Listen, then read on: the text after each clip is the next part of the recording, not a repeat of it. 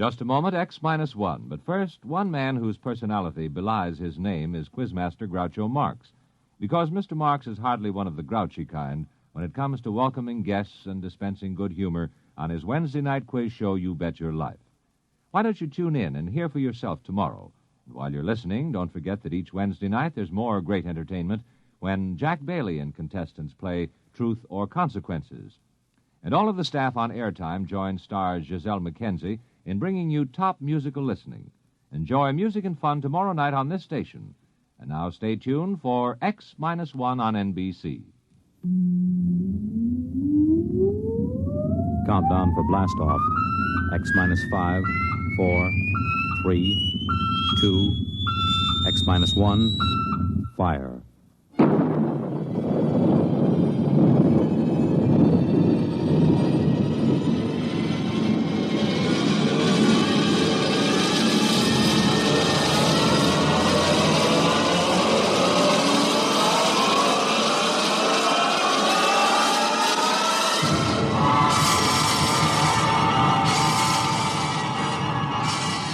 From the far horizons of the unknown come transcribed tales of new dimensions in time and space.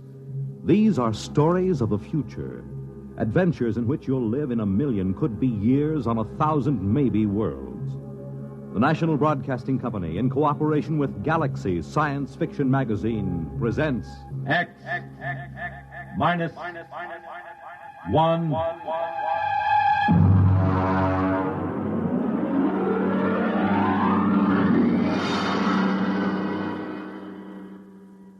Tonight, the dramatization of a story by Jerry Soule, The Seventh Order.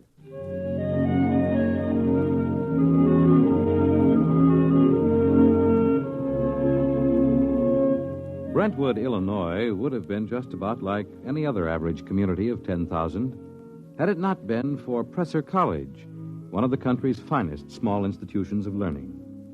Its residents were used to the pranks, the hazings, and the practical jokes of the students. But even Professor Ansel Tomlin was surprised when the blue humanoid came down the street and up to the porch where the professor was sitting in an old wicker rocking chair.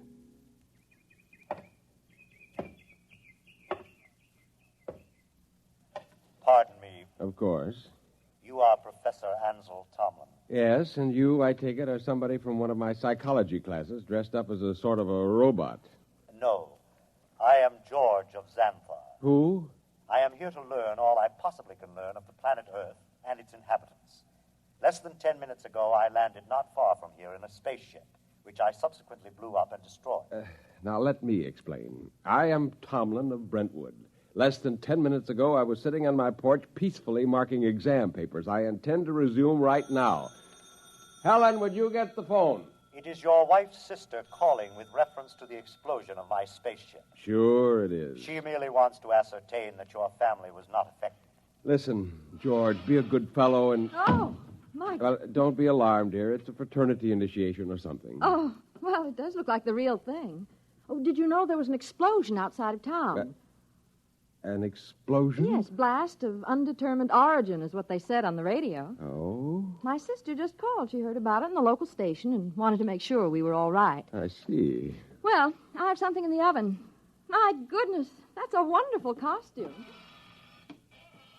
Her sister lives 20 miles away. How did you know she'd call? My mind circuits are telepathic.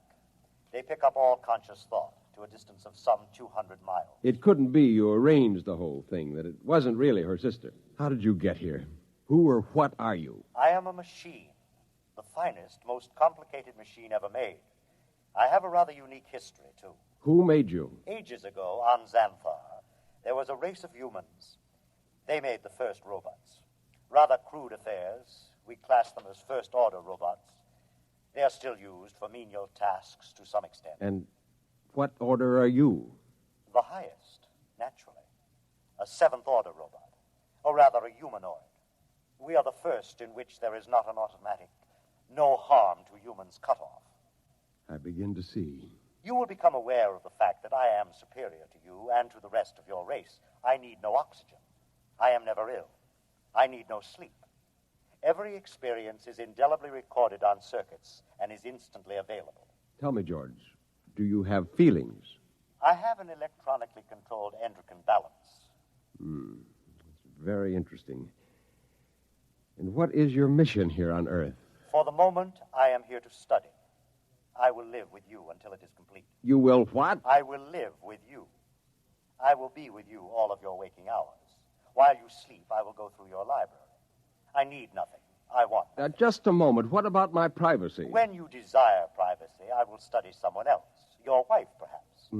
The female should be interesting. George, old man, I'm terribly sorry, but you'll have to wire back to your masters to make other arrangements. That will be quite impossible. Really? You see, I have no master. Well, what about those humans back in Xantha, the ones who invented you seventh-order humanoid? Oh, they are all quite dead. We destroyed them. Destroyed? You look alarmed. It was, after all, they or us. You see, our endocrine system permits us pride in ourselves. Naturally, being proud of ourselves, we objected to being ordered about in an incompetent way. So, you killed them? Exactly. Now, shall we go inside and inform your wife of my visit? Suppose I refuse. Professor, do you see that small dog playing on the lawn across the street? Yes. I will lift my arm and point at it. Observe. It vaporized. Exactly. Now then, shall we go in? Yes. We'll go in.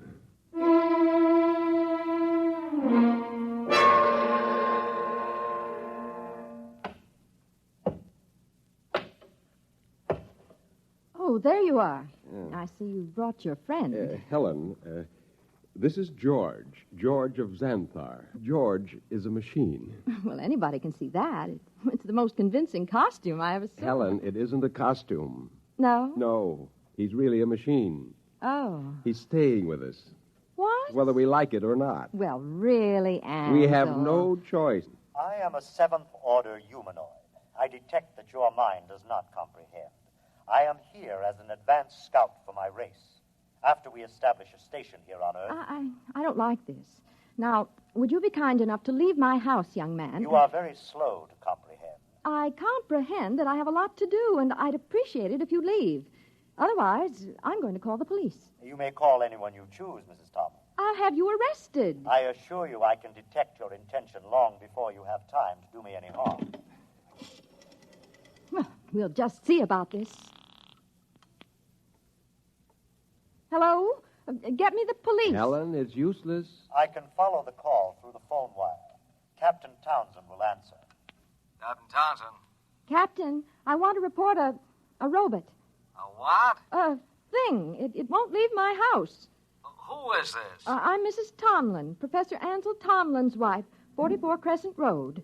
I'll send a car over. Now we'll see.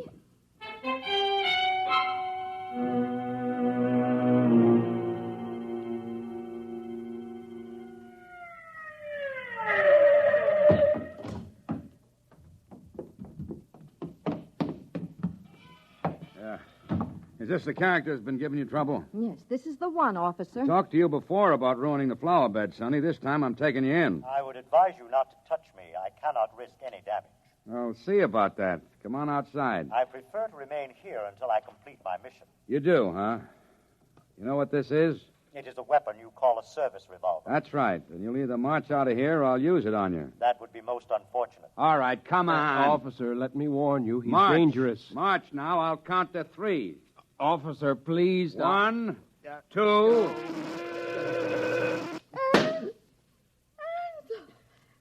no. I regret it, but he was actually going to pull the trigger. Only to frighten me. But I cannot risk damage. He might have miscalculated and struck me with a bullet. Ansel, I'm frightened. There is no need for fear. You have only to accept the fact that the Seventh Order is coming to operate the planet for your benefit. Ansel. Helen, there's no use trying to do anything just yet. Now go next door to Mrs. Coleman. Tell her what's happened. I'll talk to George. Oh, but I don't... Please, Helen? Well, all right. Do you really think that you, a single robot, can conquer the Earth and make its people do your bidding? I can. Suppose it were demonstrated to you that you could not, that you could be destroyed. If that were so, I would naturally report that this planet is unfit for development by the Seventh Order. Well, you know they'll have you taken into custody for killing the officer. I cannot permit it. There will be needless slaughter. Unless you can convince your people it is useless to attack me. Will you let me try? I have no desire to prevent you. Go ahead. I detect that you are going to call the newspapers and the local television station and hold a press conference. Yes. I also detect that you have a plan to overcome me. Oh? I like that. Really? Yes. You see, in order to test this planet for development, I must know whether any of you are truly dangerous to us. You are a superior type of man, Professor. I welcome any plan to conquer me that you care to attempt. Okay, George. At least we know where we stand. I'll phone the newspapers.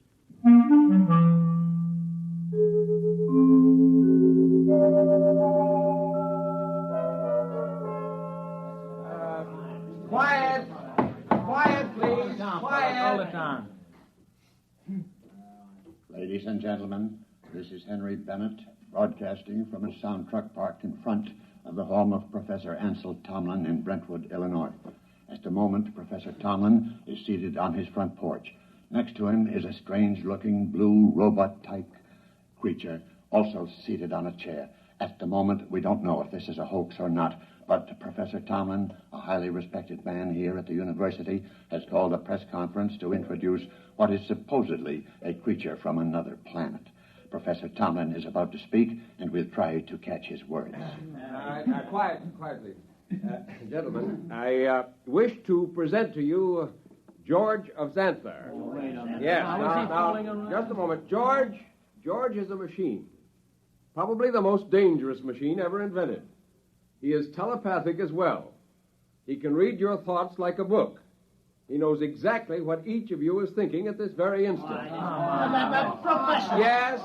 Do you expect us to swallow this nonsense? Not without proof, gentlemen. Can George do his stuff for us? Let him tell me what I'm thinking right now. You are thinking about a blonde young woman named Laura, with whom you will attend a show tonight.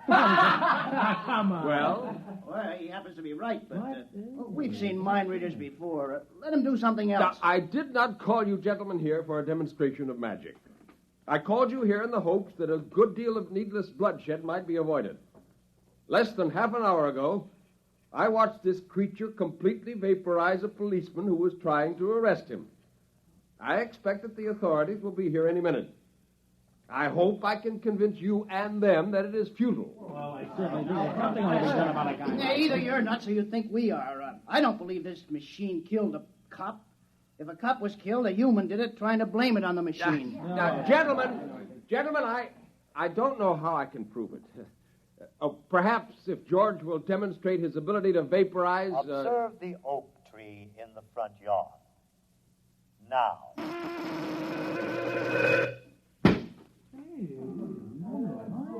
Now, do you see? I see, but I don't believe it.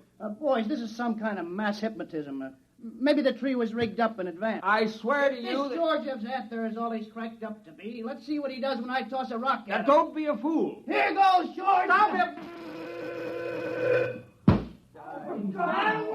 I warned you. I tried to warn you. Okay, everybody stand back. Stand back. Charlie, get that automatic rifle set up. Check, Professor, I advise you to step away from that kid. Captain, for your own sake, don't try anything. Step away, Professor. Very well, but I warn you. Okay, now don't fire till I'm ready, boys. Right. Now then, George of What's-This? We don't know who's inside that tin suit, but I'm giving you just 10 seconds to come out of it. Captain, Hey, you're wanted on suspicion of murder. Now come out. All right, boys.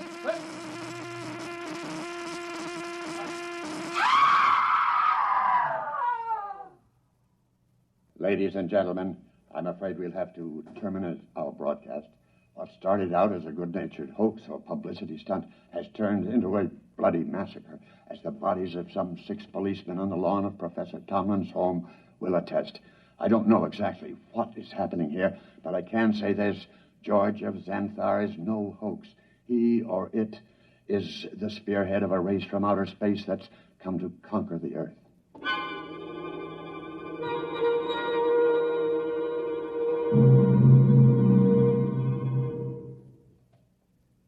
Have they all gone, Helen? Yes, Where is he? in your library, reading. Are the policemen still outside the house? They're walking up and down. Oh, I hope they don't. Yeah, they have orders not to try to harm him. Ansel, Yes? what are we going to do? I don't know. Oh, listen. He's coming. Professor, Mrs. Tomlin, I have decided to walk through your town to learn more about its buildings and people. And kill a few more humans? Killing humans affords me no pleasure whatsoever. I kill only when damage to myself is possible. I hope that no one will attempt to harm me. George, let me warn you now that this affair has gone beyond the confines of this town. I am well aware of that, Professor. I am aware of a phone call being made this instant by your mayor to the commander of the Illinois State Guard. If you're smart, you'll return to your ship and your planet. My ship is destroyed. I could instruct you to build a new one, of course. But as I have no intention of leaving... Then you will be destroyed. No. I will destroy first.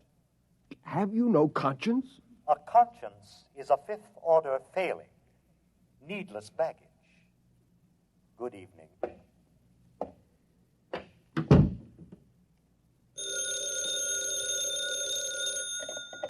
Hello, Professor Tomlin. Yes. Yes, I will. Who was it? The mayor and the chief of police have called a meeting of the citizens of Brentwood at the college gymnasium tonight. Ansel, you're not going. I must. But no, Helen, there's much more at stake here than my life or yours. Civilization itself depends upon our standing up to this machine. I'm going to the meeting.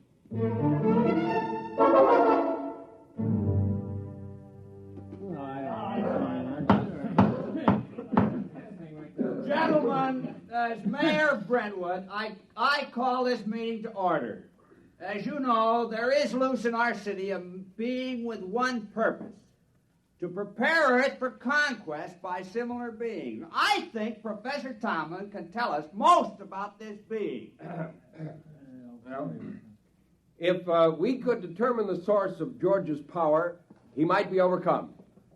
He is obviously vulnerable to force, such as a speeding bullet if it hit the right spot. However, he has the ability to read intent long before the commission of an act. He is probably listening to me now, even though he may be far away. Now, Mr. Mayor, why not track him down and all attack at once? Some of us would probably die, but he couldn't strike us all dead at once. Gentlemen, this humanoid is able to keep track of several hundred things simultaneously. As a matter of fact... Gentlemen.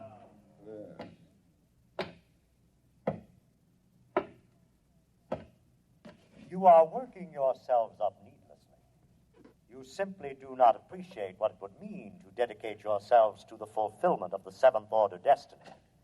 Your lives will be made most pleasant and happy by us. Yeah, why did you kill 6 cops? If you're so powerful, bring them back to life. How do you want to be buried, Robot? Yeah, let's get them, man.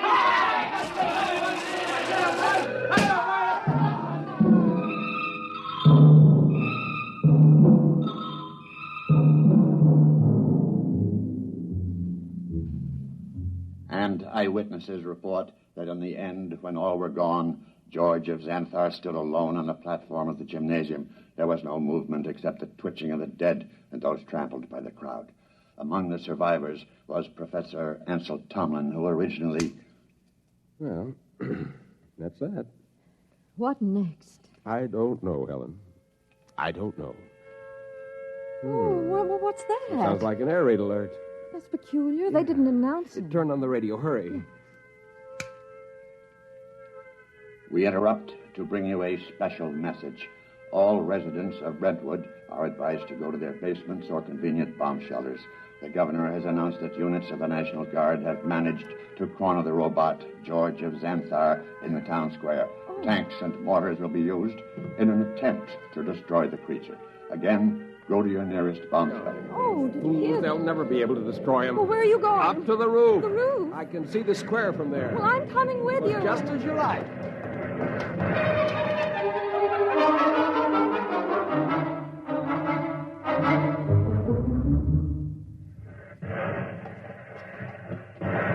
What's happening? He's vaporizing every tank and gun they bring up. Oh, Ansel, let's get away from here. Oh, What's that? Those are Army jets. We'll see how effective he is now. Oh, good Lord, a whole squadron up in smoke. It's no use. Can't you see? It's no use. Ansel, come inside, please. Oh, very well. Oh, if only there was something we could do to tell Not him. as long as he can read our every conscious thought before we can act. What is it? Our every conscious thought. Our thought. I wonder if... What is it, Nothing. Ansel? Nothing, Helen.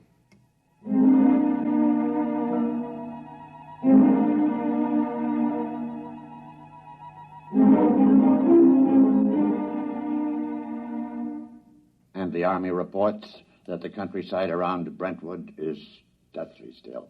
The blue humanoid, George of Xanthar, is still standing in the middle of the town square, where he's been standing for 3 days now.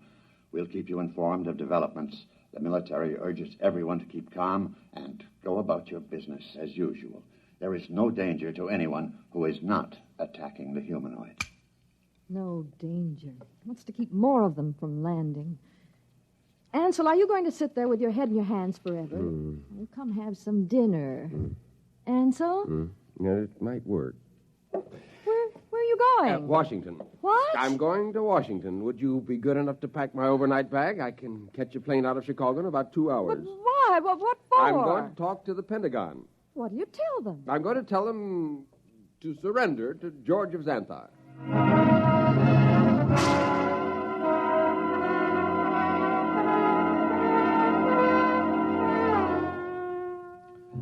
Our microphones are here at the edge of the town square in Brentwood, Illinois today, ladies and gentlemen, to witness the most unusual spectacle of modern history. A discussion of terms whereby the United States of America may surrender to the humanoid George of Xanthar. For the occasion, an honor guard of 22 servicemen from all branches and all parts of the country has been chosen. In just a moment, the honor guard will accompany General of the Army's Walter Pitt, who will discuss the surrender.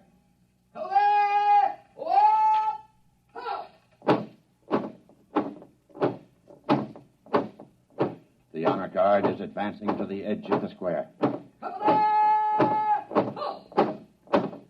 The robot is standing there now, carefully eyeing the soldiers. Every ounce of his concentration seems to be going into it. Actually, we're told his telepathic circuits are probing their minds for some hint of danger. A thought, a flicker of an eyelash may be sufficient for him to vaporize all of them. General Pitt is about to speak. George of Xanthar, I hear you, General. I have been instructed to consult with you about your intentions toward our country and the world in general, with a view to reaching some sort of agreement with you and others of your kind who you say will invade the earth. May I approach? One moment. I perceive no intent to harm me. There is one man among your soldiers, however, who has an illogical thought. Will the soldier who is thinking the thought, 11 o'clock, step closer? Do as he says. Does 11 o'clock mean anything to you, soldier? No, sir. It's running through my mind, but it don't mean a thing to me. My examination of your thoughts tells me you speak the truth. Very well. We will proceed with the talk. Ladies and gentlemen, it's a tense moment. The general and the humanoid are discussing terms. The soldier who was questioned about the thought, 11 o'clock, has stepped back into the ranks and is holding his rifle at attention like the others. I perceive it's now 10:59 a.m. If there is any significance to the thought about which the soldier was questioned, we'll know in 1 minute. We of Xanthar, gentlemen, would not want to improve a planet which could not be educated and would continually oppose our program. Therefore, I am glad to see your willingness to discuss. After my message goes out, there will be a landing party on Earth within a few days. While waiting for the party, however, there are certain preparations. Just list them for us. Your government will naturally have to turn over complete authority to us. Afterward, we will utilize your press and radio to disseminate our instructions to your people. Simultaneously, in other nations, the same procedure will be carried out by our rep.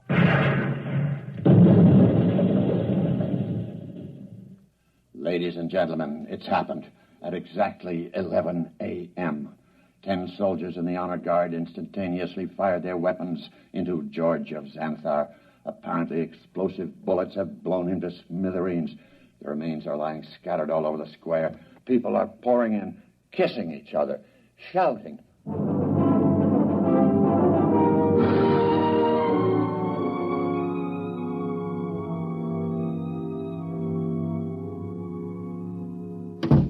Helen! Ansel, you're home. Yeah. Oh, you've heard the news. Isn't it wonderful? Wonderful, really wonderful. I'm sorry I couldn't come home sooner. It would have spoiled my whole plan if I'd gotten within telepathic range. Your plan? Yes.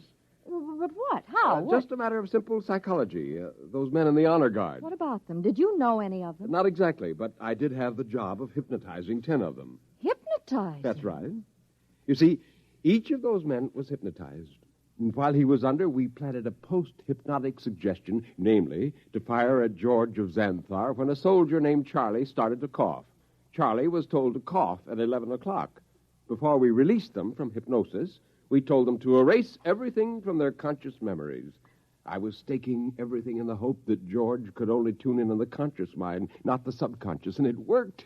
Oh. Yeah, there was nothing to be reached by George's prying mind, so we never knew what was going to happen. At 11 o'clock, the soldier named Charlie coughed. The men raised their guns and fired. And that was the end of George of Xanthar.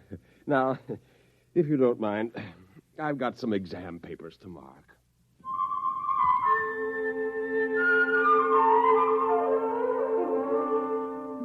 On a planet many millions of miles away, a red light, one of many on a giant control board, suddenly winked out. A blue humanoid made an entry in a large book, System 29578. Planet 3 inhabited. Too dangerous for any kind of development.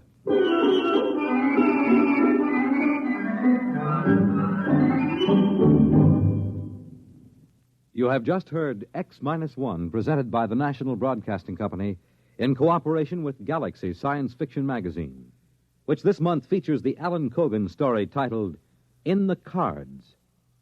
It was one thing to safeguard the future, but something else to see someone you love cry in terror 2 years from now. Galaxy Magazine on your newsstand today. Tonight, by transcription, X-1 has brought you The Seventh Order, a story from the pages of Galaxy written by Jerry Soule and adapted for radio by George Lefferts. Featured in the cast were James Monks, Nelson Olmsted, Kate Wilkinson, James Rafferty, Dick Hamilton, Reese Taylor, Jim Stevens, Robert Hastings, Wayne Chappelle. The commentator was W.W. Chaplin. Your announcer, Fred Collins. X-1 was directed by Daniel Sutter and is an NBC Radio Network production.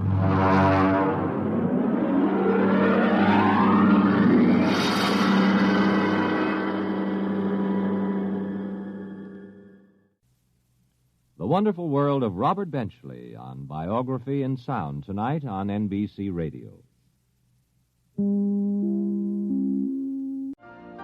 You've been listening to the OTR Gold Network. Find more classic radio at otrgold.com.